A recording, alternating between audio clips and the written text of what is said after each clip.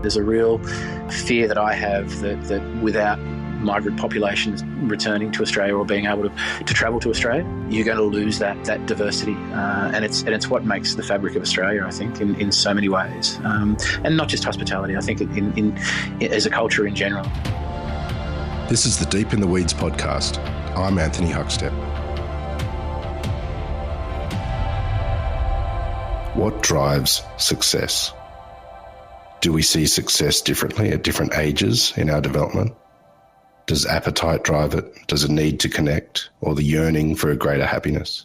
Success changes from person to person, but what constitutes success can change for ourselves too. Simon Fenwick is the owner of Monsieur Pierre in Kyneton, Victoria. Simon, how are you going? Really well, thanks, Huck. How are you? Good. You've had an extraordinary career all over the globe and in some of the most influential restaurants in Australia, and you find yourself in regional Victoria. What led to the move there? Having probably spent a lot of time travelling the world, it was one of those things that was a great opportunity to settle down and find a place that we could put my feet down as such. And I guess it probably came to some really similarities in growing up in Hobart and similarities to the sort of the close proximity to Melbourne and the quality of life up here were really sort of something that struck a chord. Well, tell us a bit about that region, because there's some really special restaurants in, the towns near you as well as where you are, and some incredible producers as well.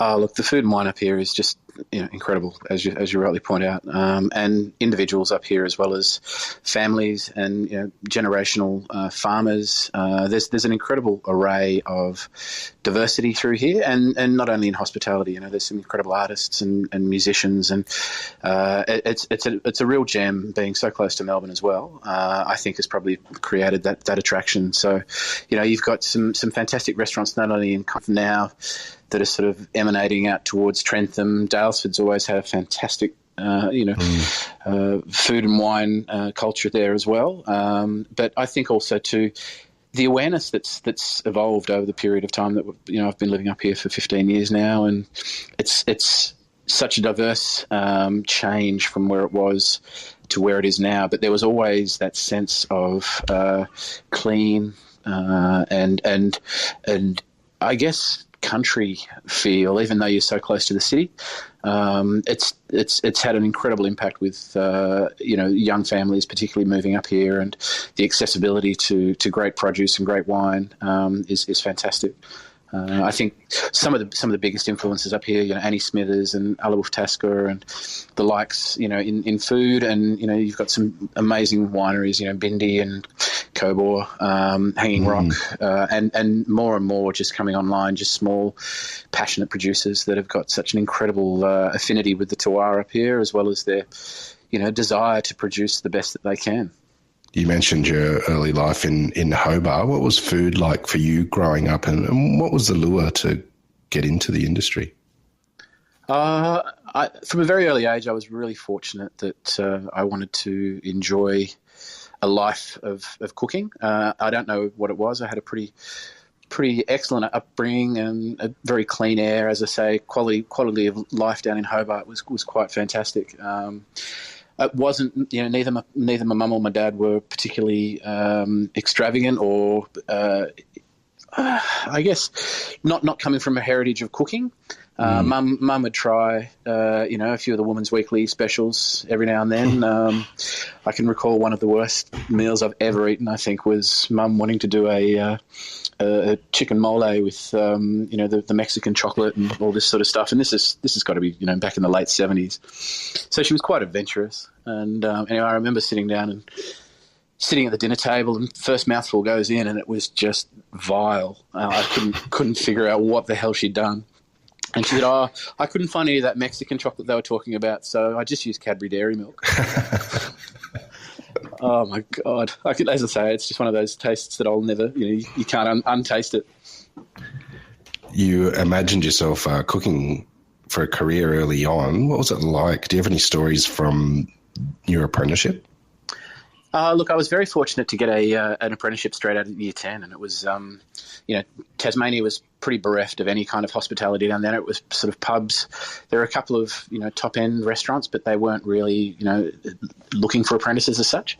So I was really fortunate to be taken on by Jill and George Muir, and, their passion for seafood in Hobart is still, been handed down to their children these days. And the Bulletin Award for their little restaurant, which is where I started, was quite an award in the day. And to be able to have that opportunity there, seeing them catching fish, Jill's hospitality background came from Scott's in London, and George was, a fishing family from South Africa.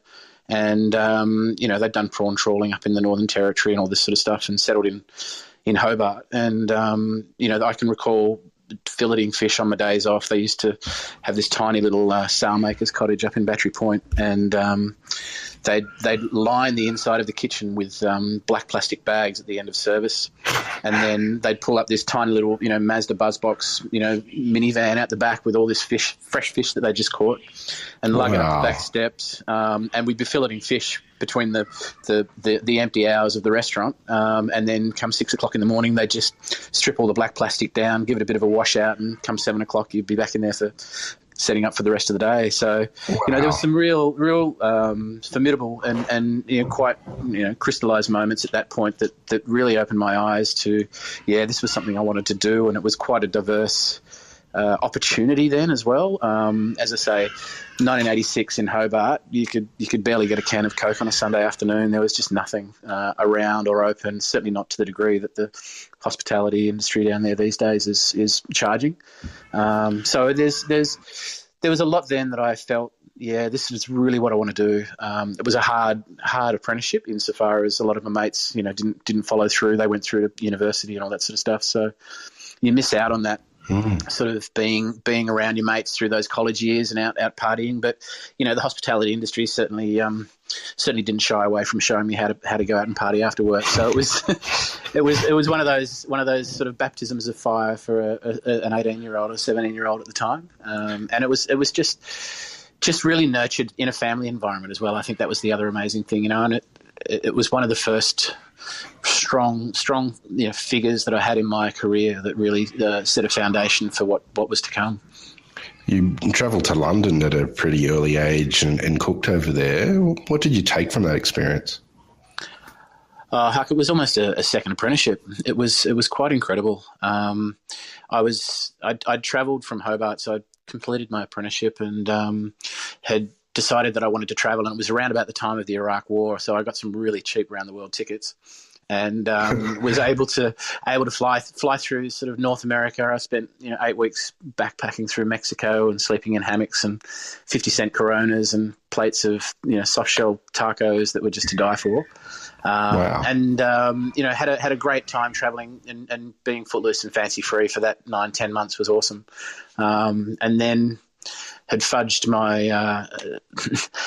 my bank balance on a photocopied sheet of paper to try and get into the UK, because I knew that I was going to blow all the dough travelling. So trying to get from New York to London was a bit of a hair raising adventure, but finally got the visa to get into the UK. I had a mate who I was hopefully hooking up to have some accommodation with when I got to London, and he wasn't there at the time, so I'd spend a couple of nights, just sleeping rough to try and wait until phoning him every day to try and make sure that he'd be able to put me up. And as it turned out, finally got back, caught up with him and spent sort of the first 3 months in his company.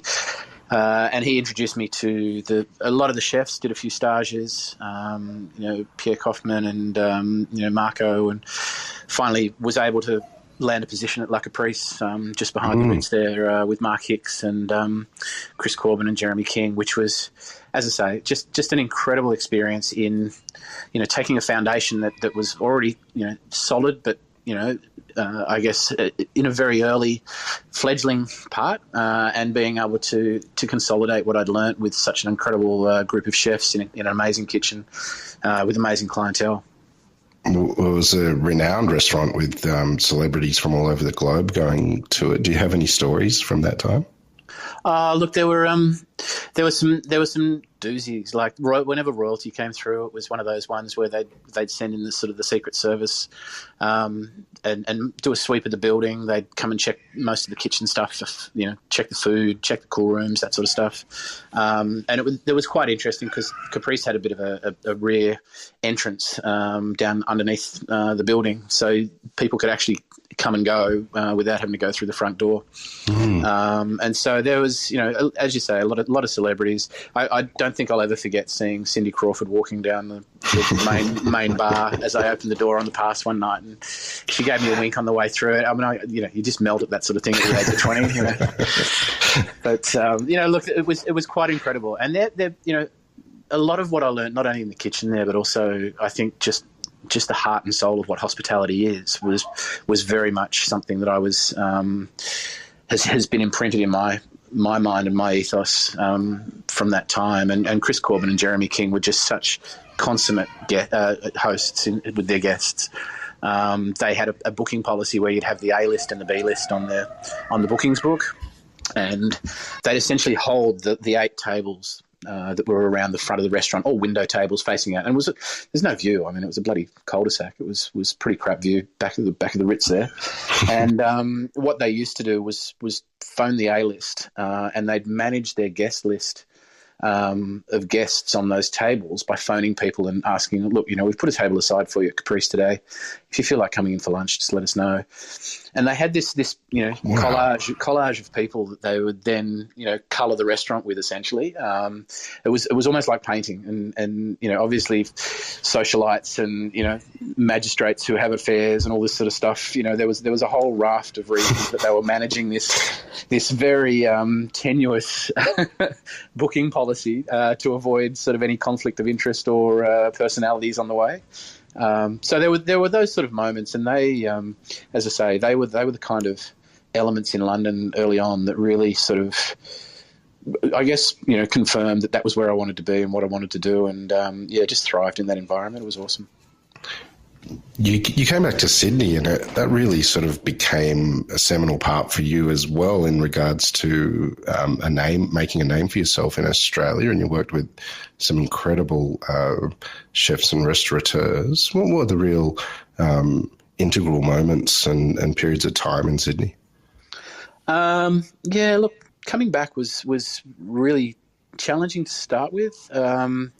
It was you kind of on this absolute rocket of a ride in the UK, and then you're back, and it was an interesting time too, because it was around about that sort of the mid-90s where Sydney was building towards the crescendo of the Olympics, and there was a lot of building and a lot of sort of infrastructure and fantastic forward thinking about going in and planning for these restaurants in the industry through that time, and there were some fantastic restaurants then that were, I guess, reflective of a lot of the influences that I was seeing in the UK as well at the time. So working at Restaurant 41, I came back, did a little bit of time at Bayswater Brasserie, and then was working with Liam and Dietmar up at Restaurant 41, which was just absolutely at its absolute peak through those years. There was some incredible chefs went through there. And to be in a brigade with such alumni, I'm incredibly humbled, looking back on it, insofar as how that kitchen functioned and the high level and the standards that were constantly expected through that kitchen were just astonishing. And having heard some of the chefs that have also worked with Liam and Dietmar, it's rubbed off to everybody, I think, and the level of gratitude as well as respect that I've got for those two for what they did at that particular time was incredible. There was some amazing times there. The private dining rooms with the Packers, playing rooms off each other, where they'd sort of have one group in one room and then another group in the other, and then they'd sort of the two would meet in the middle and they'd discuss, what was going on, and then they'd go back and play the rooms off, stuff like that. Big power lunches, incredible building, like the architecture and interior design of that place was mad. It was originally intended to be Alan Bond's penthouse. Wow. And he'd had it decked out in the most incredible wood, Thai silk and Western Australian timbers. And it was quite a phenomenal space to be in, and sitting up on the 41st floor there, and staff meals or all that sort of stuff was quite incredible. And the kitchen camaraderie then, was a very much a European style kitchen as well. So having had that influence of European kitchen environments, it was a brigade that was run tight, fast, hard, long hours, but very rewarding, really rewarding. So that was sort of the baptism back to Sydney, and then I was fortunate enough to join Liam downstairs at Brasserie Cassis, and having heard people like Matty Kemp and Justin North also having gone through those kitchens as well. It was a great time. It really was a fantastic time. Then from there, I was employed down at the new Benelong, which was Gabe Bilson and Yanni Kritz's endeavour outside of the first sort of step away from Barara Waters. And that was incredible. Yanni's just such an incredible cook. He is the most amazing technician.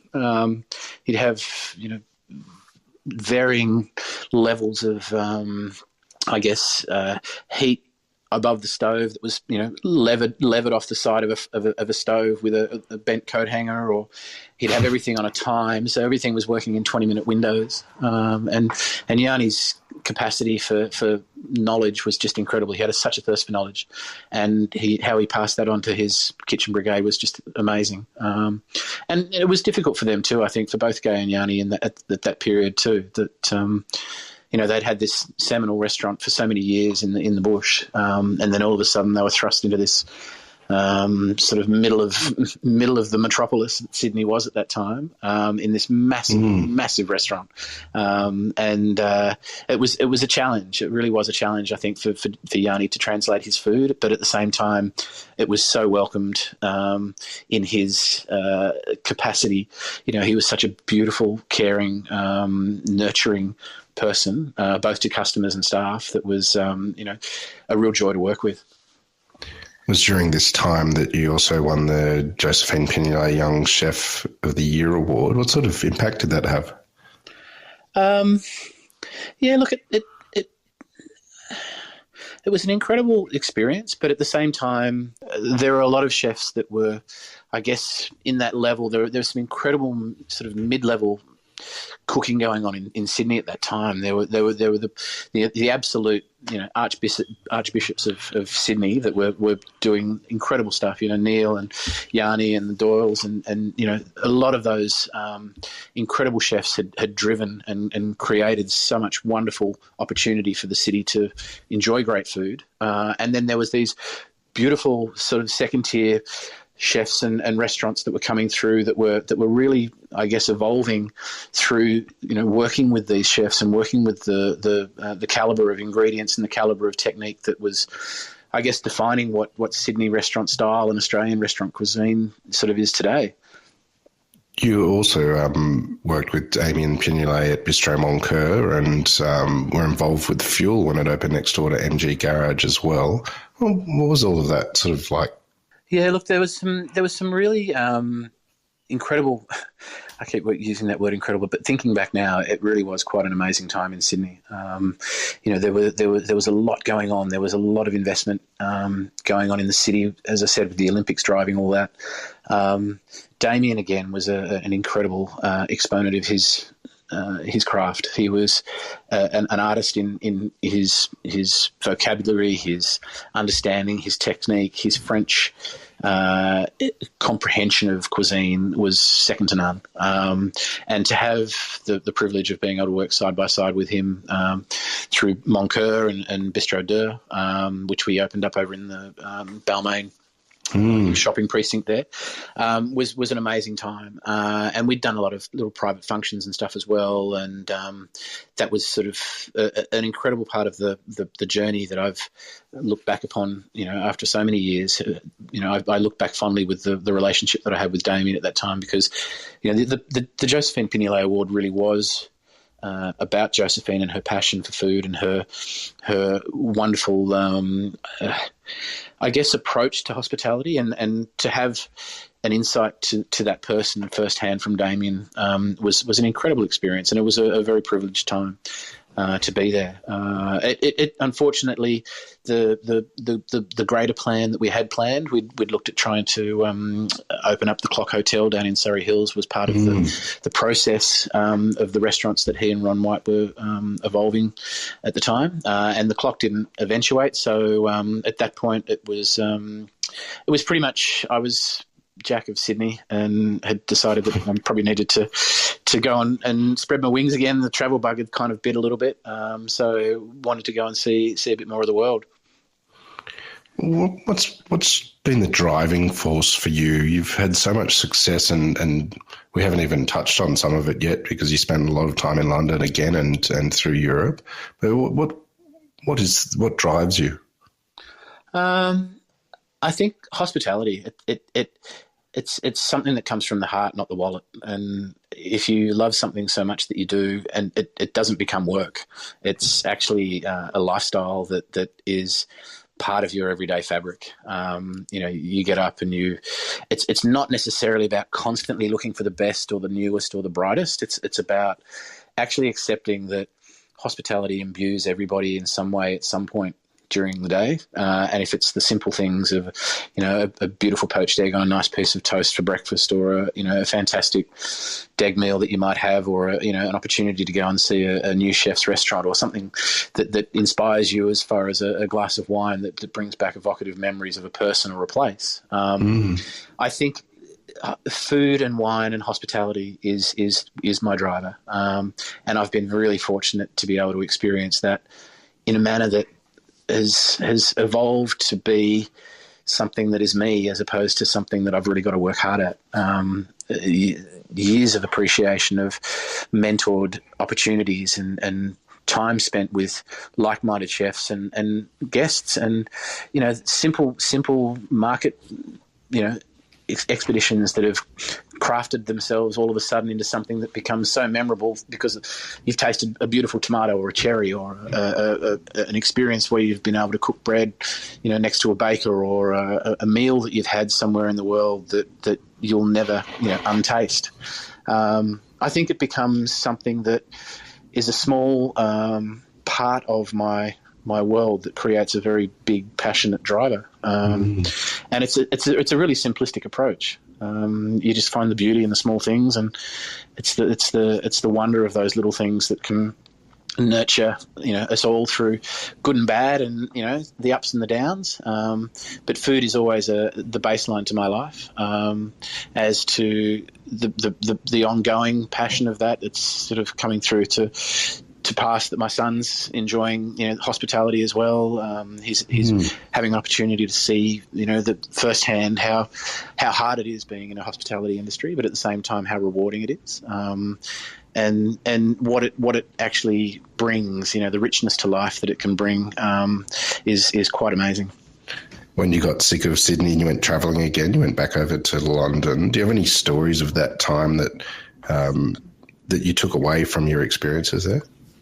Look, there were many. The second time back to London was for a 4-year stint, and had a sponsorship with the Sugar Club at the time. So Peter Gordon was over there, and that was again another divergence in sort of technique and French grounding that I'd had, and then all of a sudden this fusion twist was going.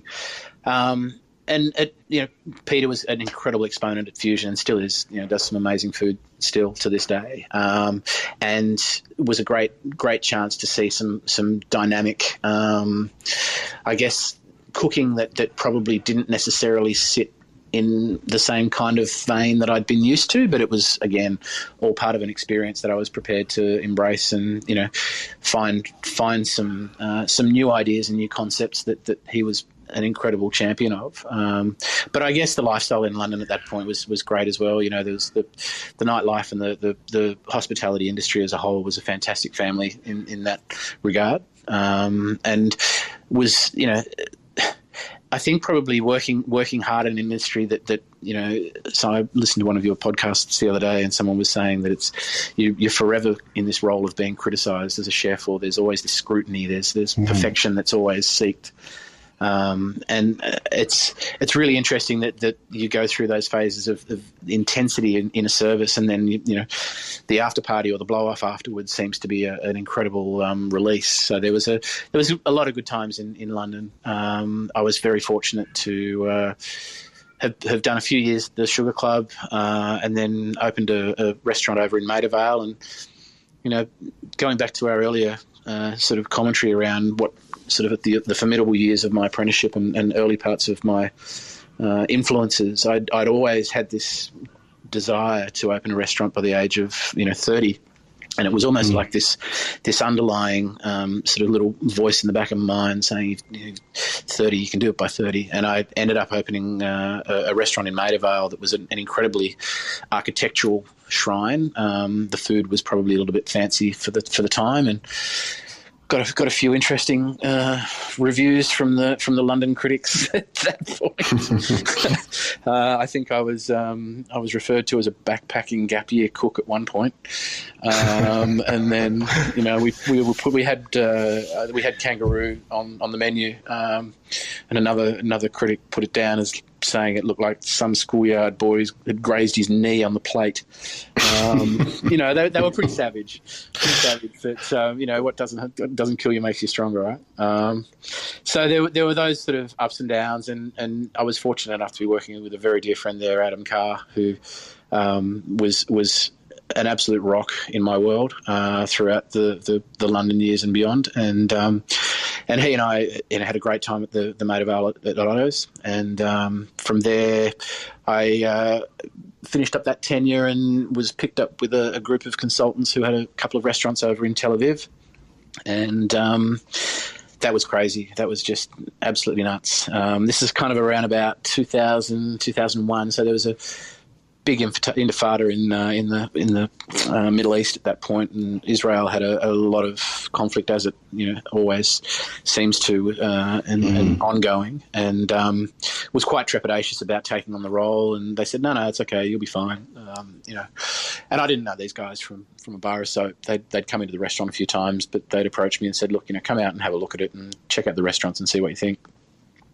So got on the plane from Heathrow and flew to Tel Aviv. And I'm not too sure if you've been to Tel Aviv, Huck, but the planes park about 1.5 kilometres, 2 kilometres away from the terminal. And so they obviously, for obvious reasons, the bombs and all that sort of terrorist activity that they're fearful of. So you're ferried from the parked jetliner on the tarmac back to the terminal by the big bendy shuttle buses. Anyway, first time I've ever been in Israel, step off the plane, hot day, like it's 35 degrees, just blistering, come down onto the tarmac, and these two people in black suits, men in black, literally, sunglasses, come up to me and say, Mr. Fenwick. And I said, yep. And they said, would you come with us, please? And anyway, they took me over to this small little blacked out Mercedes minivan with a electric sliding door that opened, and there was another guy sitting in the back, and can you get in the car? And I said, what about my luggage? He said, we'll look after your luggage, we just need you to get in the van. Wow. And so anyway, sitting between these two men in black and belting across the tarmac to the terminal, I then proceeded to feel, I don't know whether this is good or bad. I'll run with it for the time being. I don't know if it's short. And then the guy in the front seat said, oh, we need your passport. And I'm like, oh, fuck, really? You've got to be kidding me. Okay, but what's going on? And they said, well, we'll get you through passport control, and we'll meet you on the other side with your luggage. Everything's fine. The gentlemen who you're coming here to work for have told us that you're here. And so anyway, they dropped me on the arrival side of the terminal. They said, walk through this door. I walked through this door, popped out the other side, didn't do any passport control or anything. Wow. And on the other side of that, there was all my luggage and the same guy in the front seat with my stamped passport saying, have a nice day, Mr. Fenwick, and put me in a cab. So that was my introduction to Israel. It was quite daunting, and so that was amazing. I mean, Tel Aviv is such a vibrant city. Would love to have spent more time there. Their food scene, nightlife, culturally diverse and rich. The the interesting thing, I think, is that there's an amazing relationship with the Palestinians and the Israelis that work in Tel Aviv. There's this relationship that they're respectful of each other, and this sort of environment. I certainly found that in kitchens when I was there consulting. And so the three kitchens that they had there were seafood, and so I spent a bit of time sort of working between there and London. And then that same group wanted to open up a chain of boulangeries in London. So we started Apostrophe, which I think it's still around in London these days. There's sort of a few of them still kicking around. And we started that over in Great Eastern Street as a sort of a coffee and bread type local little corner cafe that people could come and pick up their daily loaf, get a good cup of coffee and a pastry, and that just kicked off huge. Set up training facilities and got all the systems in place for that, and then sort of in the midst of that 9/11 occurred, and sort of with that realisation, sort of thought, well, it's probably be safer to be back in Australia, so packed up and headed back to Melbourne. You've been in Kyneton for about 15 or so years now, but you've had your establishment for a bit over a decade. Tell us about creating that and what you're doing there. Look, it was something that we and at the time, my wife and I set the business up with a passion for a French-inspired business, and we both put a huge amount of effort and work into getting something into a small country town that wasn't actually there. So we opened the place, and we didn't have a coffee machine, for example. We just wanted to highlight the food, and we started doing take-home meals. It was really interesting. Post 9/11, there was a lot of sort of those what we see now is sort of the grab-and-go type food pop-ups that occurred at most of the train stations and stuff in the UK at the time. And we saw a real opportunity for those take-home meals. And, people grab-and-go now is, it's everywhere, obviously, for the reasons that society and the pandemic has provided these days. But it was quite an early part of our business model was to provide that. We'd done a lot of catering and felt that there was an opportunity for off-site catering to be able to be available in the regions as well. And Kyneton's got a very strong history, from the goldfield days, but also too has a very strong primary industry. And the equine and farming industries up here are very, very strong. And there's a lot of pastoralists. There's a lot of very, very quiet money within the region, and we felt that there was an opportunity for that kind of element of the business as well. So there were quite a few diverse income streams that we sort of set out and wanted to sort of target. And being in an old butcher shop right in the heart of town, Kyneton kind of has this sort of zigzag that comes in. So you come in High Street and then you go along Mollison Street and then you arrive at Piper Street. And Piper Street's been the predominant one that over the years has been heralded with ebbs and flows of antiques and restaurants and the like, and it was a really interesting time because where we located the business at that point was kind of in between the local side of High Street and the tourist side of Piper Street, and we were sort of right in the middle of the day-to-day in Mollison Street, and felt that there was a real need for that kind of balance between the tourist and the local. And I think from that point onwards, we were driven by expertise. The locals really built an affinity with what we were doing, and we still have customers coming to the window nowadays that are customers from 12 years ago. So there's this ongoing loyalty from the customer base that we built, and the town's grown over those 12 years to a degree now that's quite amazing to see. And it's interesting back then, 2009 GFC, and it was a big risk at that point to sort of step out and start a business. And there'd be a freeway between Melbourne and Bendigo that had gone through maybe 3 or 4 years. Hadn't quite been completed when we moved up here. But you're also mindful that, once the freeway goes past, everything outside of it tends to die off a bit. But Kyneton seemed to have thrived and grown from sort of strength to strength with regards to that. over the years. So we were really on the right side of the pendulum, and two passionate young married couple that wanted to get on and build a business. That was where it started. The last year and a half has been challenging for so many, and Victoria's had lockdown upon lockdown upon lockdown. What's been some of the opportunities and positives to come out of this experience for you? Huck, it's been a hard ride, right? It's been a hard ride for everyone.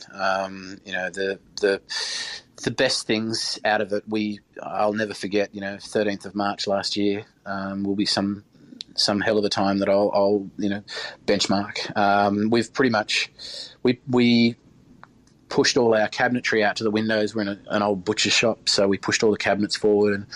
And fortunately, on a corner site, we were able to access windows down one side of the building. So we'd previously had, during the summer, we'd done window service, but howling southerlies through there was pretty cold during the winter, so we didn't really have it open frequently. But we've pretty much served out of that window the majority of the time for the last 18 months. So done a 1 square metre window for the entire 18 months. We didn't shut down. I said to the staff, from that day onwards, that they'll drag me out kicking and screaming if they have to, but we won't close down. We'll never close down. And I think there were a lot of Melbourne restaurateurs at that point that I was, listening to and reading about that were managing and dealing with that shock in different ways. And Ben Shuri was a real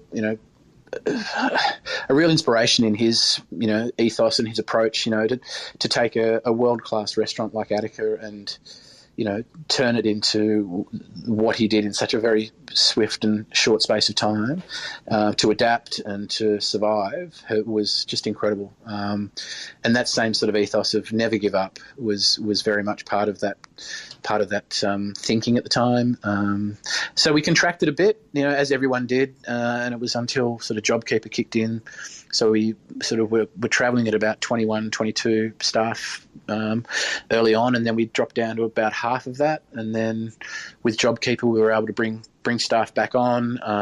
The events side of the business, has gone off a cliff, as has everybody's. So we really focused on what we could do to embrace the changes and be hospitable. As hard as it is when you're distanced, and you're doing it through a window, and still maintain that sort of Saint Pierre hospitality was really critical.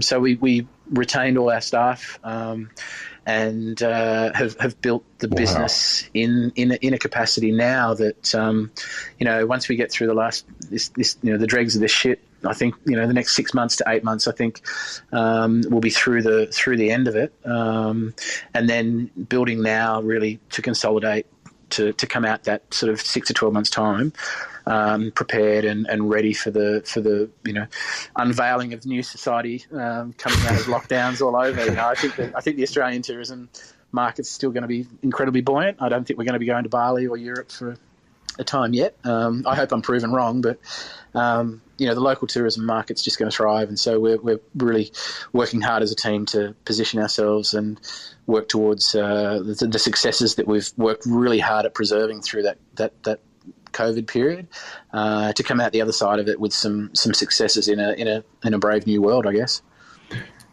Having worked overseas in different countries and in Sydney as well as regional Victoria, what is it that you love about Australia's culinary landscape? The diversity, absolutely the diversity. To be able to enjoy global cuisine, and accessibility, the accessibility of those restaurants or the ingredients or the locations, there's an incredible diversity of all of those elements. And some of the best characters that you meet through, a simple meal at a pub or a grand meal at a dining temple. The diversification of that, I think, is what has made it, and it's really troubling. The immigration of families and cultures to Australia that has crafted and consolidated that diversity is in real peril, I think. There's a real fear that I have that without migrant populations returning to Australia or being able to travel to Australia, you're going to lose that diversity, and it's what makes the fabric of Australia, I think, in so many ways, and not just hospitality. I think in as a culture in general, I think Australians have a real affinity to that wonderful, having a great Lygon Street experience or a great Thai experience at a restaurant. The number of Thai restaurants that boomed in Australia. I think there's a figure of 2,500 in a year from a base of about 150. I think back in the 80s. The explosion of that type of cultural impact is quite phenomenal. And enjoying the Chinatowns and the precincts that each city has.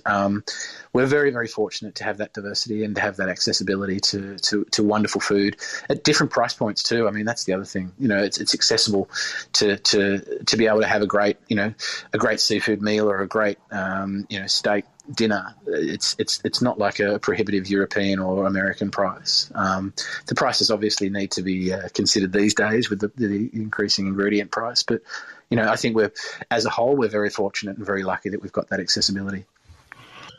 As we move beyond COVID, what is it that you're most looking forward to? A holiday. somewhere that I might be able to put a flag up and get a cocktail. Tassie's beautiful, but it just doesn't cut it. It doesn't do anybody's tan any good down there. No, look, I don't know. I think I'm looking forward to having friends around a table.